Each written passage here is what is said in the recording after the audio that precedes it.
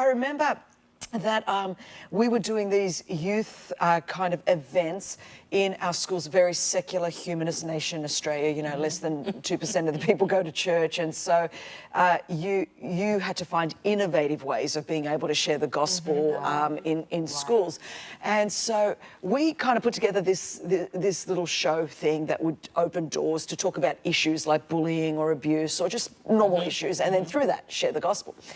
And I remember, and I said, no, we're going to get, it was this top company in Australia, a corporate company. I said, they're going to sponsor this whole thing. They're going to sponsor because the wealth of the sinners is stored up for the righteous. This is how, and I said, so we are going to get this. Everyone was laughing at me, and I said, no, this is what's going to happen.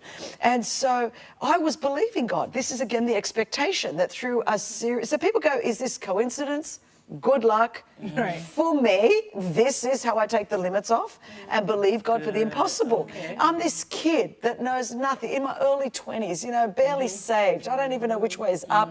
I don't even know if Job is Job or Job. I don't even know how to say it. I don't even know. You know, I don't even know. I have to look at the index for air. I know nothing. I just kind of read the thing and go, okay, this is it.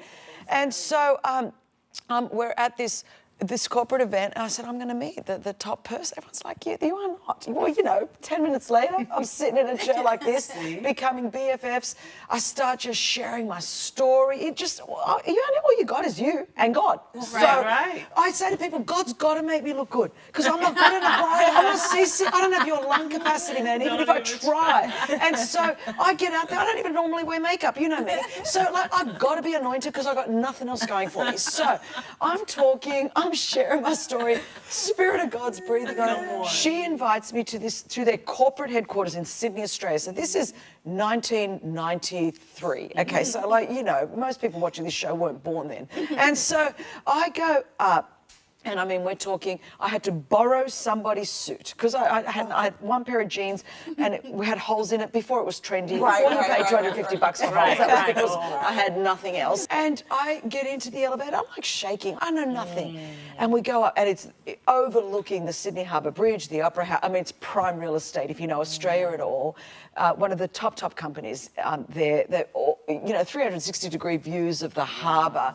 The most cutting edge technology. They were taking me up to their graphic room and their video room. And I mean, you know, if I mention the company, they make the best commercials. They would make Super Bowl commercials. It's that kind of level. Okay, so and I'm like, I don't even know this stuff exists. I grew up in the poorest zip code in Australia. I was barely even saved.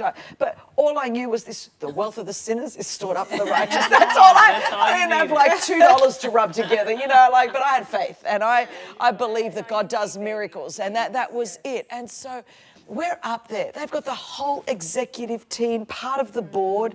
I'm like, nobody. And I'm presenting this perspective for what we're going to do in Australian schools and what's going to happen. They were captivated. Again, this is where I go, you go, is this a miracle? Faith got me through the door. A miracle is what gave me favor with all of these people, with all, because none of this should have been happening. There is not one reason. There wasn't a bio, a little business card in the background. There was nothing. This was a Red Sea party. That's the only way. And so I'm going everywhere, you know, I'm checking out the whole thing. And I said, excuse me, you know, like I just need a few minutes. And I went into the elevator. And I close the elevator doors and like press the stop thing so the whole thing stops. And I get down. I still do things like this now. If you know. And I get down on the floor in the elevator and I went, okay, Jesus, I don't know how else to say it to you. I go, this is all I know, that your word says that my eyes have not seen. And Father, I have just seen the best that the world has to offer. And Father, your word says that my ears have not heard, and I have just heard the greatest strategy and nor has it entered into my heart. The things that you have for those that believe. So God, my eyes have seen, my ears have heard, and you said it hasn't happened, so I'm believing for exceeding. I don't know what else to say to you, but I still do this stuff now. I'm 53 years old. I've got a master's at an Ivy League school. I run a global anti-trafficking organization. I preach in the biggest arenas in the world, but can I tell you, I'm still the kid that gets in the little thing. Even now, I just came back from Brazil, same thing. I saw stadiums of people, 65,000, 50. I went into the change room, shut the door, I went, God, your word says. Yes. That my eyes haven't seen. I don't know how else to say it to you, but I've come back going, I don't know what Red Sea's going to part. I don't know what Jericho Wall's coming down, but it's coming. That's all I That's So I don't know how you'll take the limits off, but that's what I do. That's it. I hope you enjoyed this video.